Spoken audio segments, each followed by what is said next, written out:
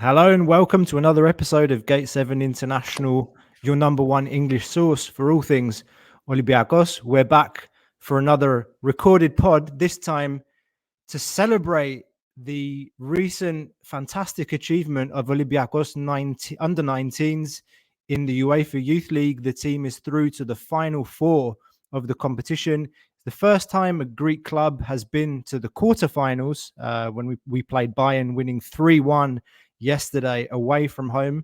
And the club continues to make history at this U19s level. Fantastic achievement. And to use the words of the coach, Sotiris Silaidopoulos, he said that this was the academy's present for the 99 years birthday celebration of the club.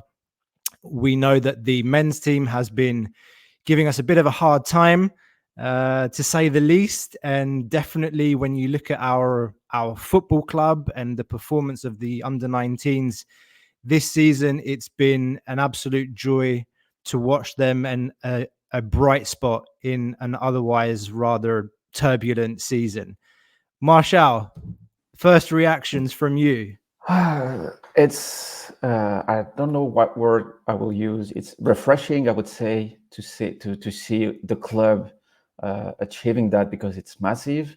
It feels like it's not even Olympiacos, like it's another part of Olympiacos that has been achieving something huge with smart work, a lot of work. And you wonder why the club is able to do that and not doing it with the first team, because it's not really different. But still, I, like a lot of people, watched the game at work, and it was very difficult to contain the joy, because the game itself, apart from the result, was amazing. Like pure European game. Like we will see one like that every 10 years. Because a part of the victory, it's the way we scored those 3 goals in less than 10 minutes, keeping the score after that. Even the mentality of the team to keep to waste some time, to have that kind of vice the first team is lacking sometimes, was good to see. So that was a perfect day for me. Look, I didn't get to watch the game fully. I had it on in the background while I was at work, to be perfectly honest. But the first goal coming from a situation where we pressed really a coordinated press up top. And then we've seen that actually in other games as well, where we've forced mistakes on the opposition defense, and we've taken advantage, and Mouzakidis opened the scoring. And then, I mean, the second goal from Papacanelos making the run down the left-hand side and then getting to the touchline and dribbling past two defenders and then smashing it from the line into the far corner. It was very impressive.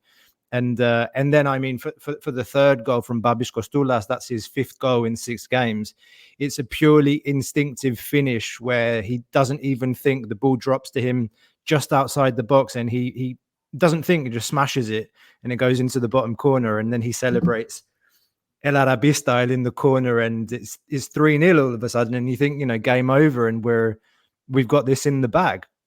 And I think it, like you said, it's very refreshing to have just follow the success of this team, and the way that they play is really a lesson. And obviously this level is under 19. They make more mistakes, but just the level of focus and concentration that they put on display every game. They defend. All of the players on that team, they're capable of defending. They defend as a unit. They know when and how to attack. Maybe not, I won't go as far as saying they all know how to attack, but they all know how to defend. They know how to play together as a team, and you feel it even from the television. You feel the passion and the focus of these players, and you just wish that, can we take a little bit of that and put it into the first team? And of course, this is the discussion it's a much needed discussion that we've been having on this channel for a very long time, about how can we as a Greek club better integrate our youth team players into the first team. There's always this discussion about there being a lot of pressure in the Olympiacos first team, and the fans want results. And do the fans have the patience and the appetite to support these young boys? Because you look at the likes of Babis Kostoulas, Christos Mouzakidis, Papacanelos, they're 16, 17, 18 years of age, and they're going to make mistakes. Now, I think what I'm trying to say, and before I ask you the question, is we've spent millions investing in state-of-the-art facilities at this club, and we need to really start making good on that investment. The last time we had a crop of players like this was back when Retsos and Androutsos were playing. I think we reached the quarter. Was it the last 16, and we got knocked out by Marseille? I think the Red Sox generation went on to lose against Shakhtar. That was the Ioannidis generation that lost against, I think, Aston Villa, but it wasn't Youth League at that time. It was the Next Gen series. I've just checked on the day yesterday. That's the last crop of players that was utilized, and that was, Paolo Bento being the manager and bringing Retsos, Androutsos, Manthatis into the fold. But we've not really been good at doing that. You could argue we bought Andreas Doi into the first team last season and converted him from a defensive midfielder to a centre back. But I think that there's something really special about this crop of players. It really looks like a gold mine that we have in the under-19 youth setup. A lot of credit to all of the people working there, a lot behind the scenes, not just the coach, Silaidopoulos, Mavrogenidis, Jose Enigo. I know that you can speak to this more, Marshall, but Vasilis Nanos as well. All of those guys, everyone involved, just tremendous kudos from us, and I think we speak for all of the Olympiacos fan base around the world in our gratitude, and we really hope that we can see these players make the first team. Yeah, and the thing is, I don't recall Olympiacos having such promising players in its history before, because the football now is kind of different. You can see 16 years old, 17 years old player almost being ready to play for the first team of Olympiacos, which is something that would have been possible probably a decade ago, and probably you know better than me. You had profiles like Ninis and players like that in Greek clubs, but it's one out of how many players? And the football now is very different, because I do believe Kostoulas, Mouzakidis, even Papacanelos are more than ready to play for the first team. And I'm pretty sure the people of the club will be patient, the fans, because if you look at the fans being mad, for example, at players like Ndoi, like Vrusai, like Androutsos before, it's also because probably all of them reached their ceiling with the club. All of them are good player, good rotation player, backup players. I don't know. Even if probably Vrusai was mishandled, same for Androutsos because he was turned into a right back. But none of them were as promising as Kostoulas right now. Let's be honest with that. I mean, we've all seen that game against Bayern, the goal he just scored. You see that once in a decade for a striker at 16, and so I'm sure there will be patience, because first of all, they are younger than I don't know, Androutsos and Vrusai when they came up with the first team. The last good example would be probably Retsos, because when he started playing with the first team, he was 18. He was one of the youngest captain of the club, and even at that time, he wasn't a perfect centre back. I mean, he made mistakes. The team lost games, and I don't recall the fan being mad at Retsos at that time, because the team around him was quite mid, quite average. If you remember with Bento, that era of Olympiacos wasn't the best. But I'm sure the fan will be more patient with the team if the team loses with Papacanelos, with Mouzakidis, with Ndoi, because at the end of it, you know that if you don't have results, you will be able to sell them. And even Nicolau, he barely played for the first team. I remember him scoring the goal in the Camp Nou, if you remember, in the Champions League. And we sold him for like 3.5 million. Yeah, it's not a big deal. But if we can have 4 or 5 players being sold like that, it's okay. That's how you become self-sufficient in terms of money. And we had a sell option on Nicolau as well, didn't we? So we made money after we sold him. Yeah, probably. Yeah. And the thing is, with modern football being what it is right now, I'm not expecting Costolas to play more than 2 seasons with Olympiacos, even if he gets the chance to play with us. But as you said before, it's time to have a payback, if I can say that, on the investment we made in the academies, because it's how you remain at the top. And we've made so many mistakes in transfers in the last years. I won't name the list because we all know who we brought to the club for big money that weren't good enough for the club. But we need fresh blood. We need players being more spontaneous, being without fear. Because a youngster now in football, they don't even face fear. It does not exist anymore. Like you would throw Costolas in Tumba away, he wouldn't care. Like it would be like playing against villagers in Greece. They do not face pressure as a youngster would face 10 years ago when you played with Rivaldo and stuff. You wouldn't dare to speak to them in the locker room. You know what I mean? The football have changed, like probably thanks to Mbappe, for example. And when you're 18 years old, you can lead a team, any team, even Olympiacos, even with the pressure, with the Greek atmosphere, the fans. It's not that hard for me. I think the word we're looking for is just the fearlessness, right? Yeah, that exactly. they have going out there and performing, and you do see it with like the youngsters at PAOK, I want to say, like Costa Yes. Delias in particular. They play with a fearlessness and Exactly. just a lack of what's I'm trying to look for I'm struggling to find the right word here, but we've got nothing to lose. I fear, or like we've talked a lot on this show about strategy and giving direction, and I said on the last live that we did that the board needs to give a direction to any manager that comes in, that look, every season I want at least minimum 2 players being promoted and integrated into the first team. And I think that you were saying this to me earlier when we were exchanging messages, that the club, like the success of this under-19s team has almost forced the club into a position where they just cannot ignore it anymore. Exactly. And the public pressure as well, and the fan base's interest and buy-in to this team's success, it's put the club in an impossible position. Exactly.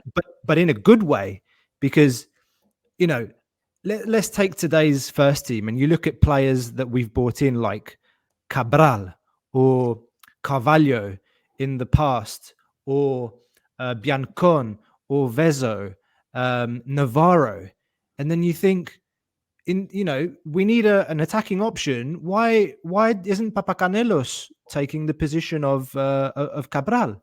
He's a squad player right now. We're not asking Papacanelos to go in and play, starting lineup and just throw him in there.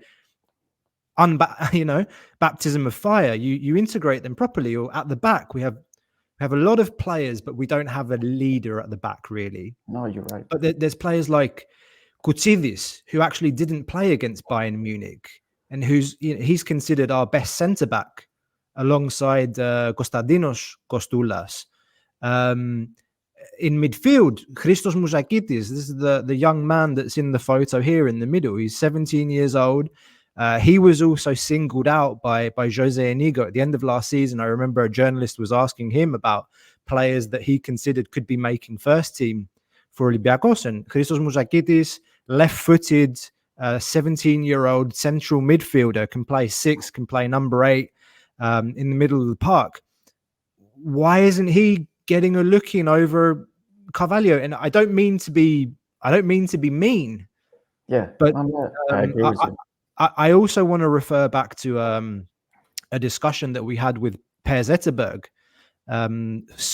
former Swedish international, club legend, played for us for 3 years. We had an interview with him, which you can find on our channel, and we asked him, why is it that players or clubs from Scandinavia are much better at producing talent and selling to the European market, to the big leagues? He said, And I won't forget his answer is that we never buy a foreign player unless he's at least 2, 3, 4 times better than what we have in our club. And we have to stop buying just average players, like filler players, band-aids, or players that are proposed by managers. We have to be better at integrating and prioritizing, I say, our own. So I think that's very true, because it comes to something we probably said numerous times before. We do not expect players from the academy to be starters, but we just need rotation players, players that would fill gaps in the team. And this is what is lacking in the Olympiacos in the last years, because you mentioned it, like with Cabral, with I don't remember, Vezo. We've been signing for big money when you sum it up at the end, and a huge number of players that the academy is there to produce. Like, for example, when you're leading 3-0 at home against Volos, the players that have to come in must be Mozakitis for half an hour, Kostulas for 10, 15 minutes at the beginning, Papacanelos for 20 minutes if you had to, to benefit from the score that we already secured before. And this is how you grow the club. This is how you grow the youth system, by giving them opportunities, but not too big at the beginning. Not all of them will be starters like Solakis in the cup game in Tumba. This is not what we need for every youngster. And we mentioned PAOK example so many times, but they don't have all academy players as starters. They do have like Tsigaras playing in the midfield when it's needed. They had like Lirazis before. They had fullbacks like Tsausis on the left. They had Simas as a striker that is not a starter yet, but it will be in the future. We don't need especially starters in every position, because I think, but I come back to Mbappe, but a lot of people think that the academy needs to produce like 10 Mbappe every year, but it's not possible. If you have Androussos for 3 years, it's good. How many games Androussos helped the team? He was on the right back. Yeah, at the end of it, he needed to leave. Yes, but how many games he played for the team, being good for the team that produced Androussos, that put trust in him. And I remember the game in Turkey with Bento against Osmanlispor when he was a midfielder. A game like that from the academy player will always stop 1-2 good games for players like Cabral. And we have to be smarter, because we have the money, we have the fame, the history of the club. We have everything to produce good players. Like, Greece better than me. You know that Greece young kids play football everywhere. They do play basketball too, but you have talents everywhere. You just need to use them. Like, Croatian clubs had to split, went onto the Youth League final last season, if I'm correct, because they do have, it's very similar country.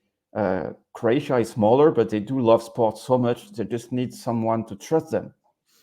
And now, as you said, the success in the Youth League have put players above the club, if I can say that. We cannot ignore Kostulas, Papacanelos, Mozakitis, because if you go to Twitter, you search, Kostulas, half of the European people that follow young team football, they know them already. So we cannot ignore them already. It's too late, if I can say that.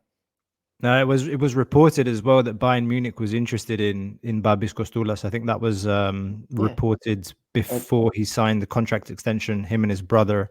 So, yeah. If I can say something more, it's what amazed me. Like, Greek people need to understand that. For example, if you put Kostulas in a French team, the equivalent of Kostulas in the French team would have asked in the press to play first team football, or he leaves. Like, he would have threatened the club, saying, "I'm not renewing if you're not playing me." And the Greek club, like Olympiacos, like PAOK, they have the massive advantage that those players are reluctant. They will sign the pro contract with you no matter what. You don't even need to have a perfect plan for them. They will sign with you. You need to use that.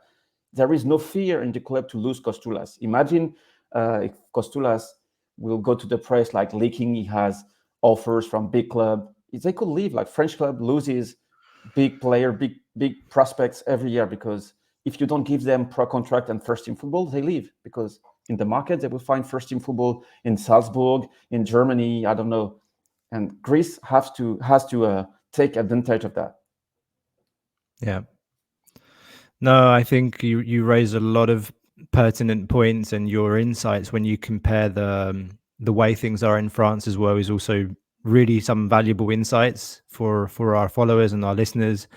Um, drawing to an end on this episode, I think one of my main conclusions is really that you know, a failure to find a way of integrating and nurturing these players into the first team it would be a bigger failure than not winning the league on any given season, particularly this season. I mean, I think we've almost lost hope. You know, every time the men's team gives us hope, then a few games after, you know, we're just right back down to earth very abruptly.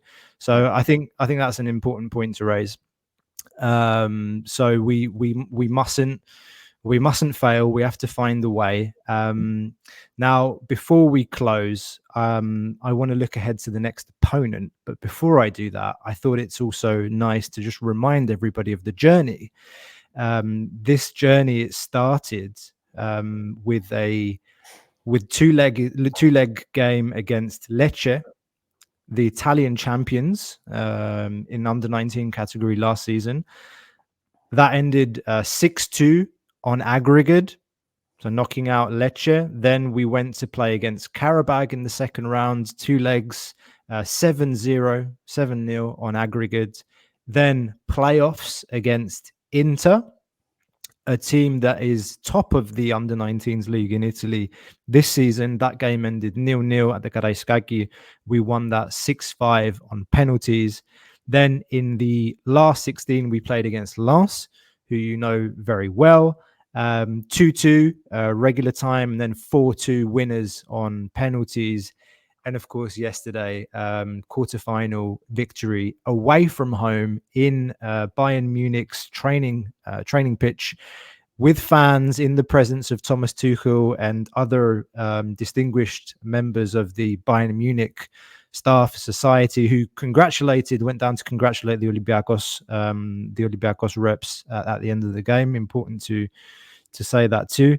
And our next opponent, Francois, I imagine you can also give us some insights here, because we're playing another French side, Nantes, who we met last season in the Europa League. As far as I know, they're a team that has one of the top youth academies in Europe for sure. Are they a better side than Lens? What do you think going into that game? First thing, it's one of the main historical youth producer in French football. It's not really visible recently because they do have issue with the owner. They don't really trust young players, but they do produce them.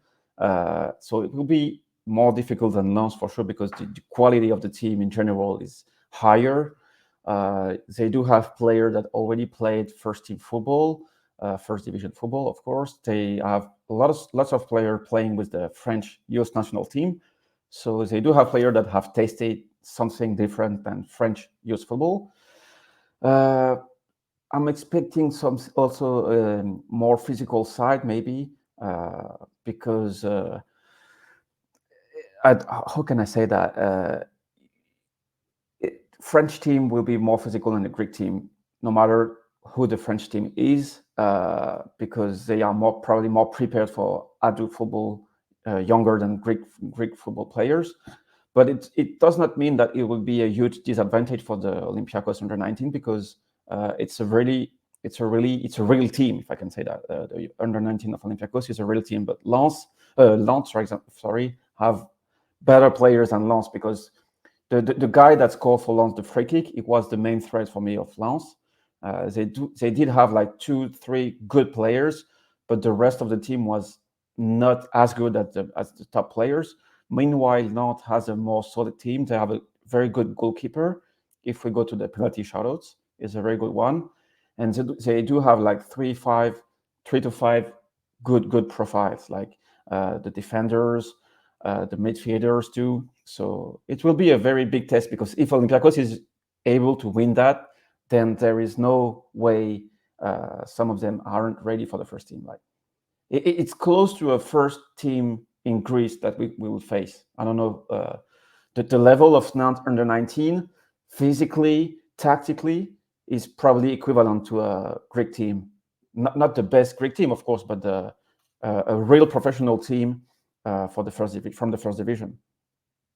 Also, they have massive support from the Nantes fans, so maybe it will play a part on the game, even if I do expect Olympiacos fans to be there too. So I'm very curious to see, because it's two different teams. Like, it's Olympiacos have individual talent, but they have mainly a good team playing together. Meanwhile, Nantes probably has more individual talent that are probably 2 or 3 years advanced in terms of physics and stuff. But I'm curious to see what the coach can do. Invaluable insights again from you, Marshall, with regards to Nantes, and why not go all the way? These kids are really making us dream of winning a European trophy in football competition at European level. Why the hell not? We've come this far. If you've appreciated the insights and the discussion here, please don't forget to like and subscribe. It really helps our channel and to reach out to more fans across the world. Help us to keep growing this community. Lots of great content on our channel.